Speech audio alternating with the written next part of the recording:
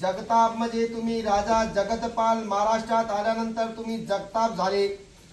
त्याचे अगोदर तुम्ही राजस्थान भरतपूरचे होते। तोमर घराणा होता। चंद्रवंशी भगवान श्री कृष्णाचे कुळातले तुम्ही। मांडवे ऋषी तुमचा गोत्र होता। मांडवे ऋषी तुमचा गोत्र कुळदेवी माहोर गडची माता रेणुका देवी।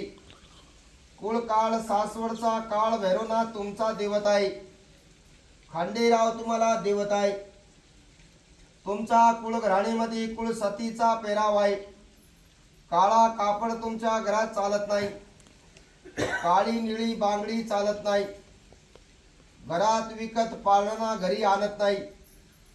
पायतोड्यात वाजणार घुंगरू वापरत नाही। आवळीचा चूल घरात मांडत नाही।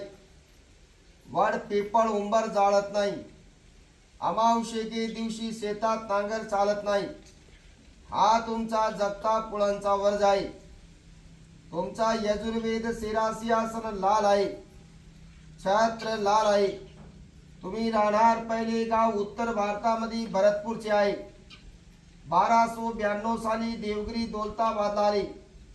तिथून गाव पुरंदर पासून गाव सासवडला आले।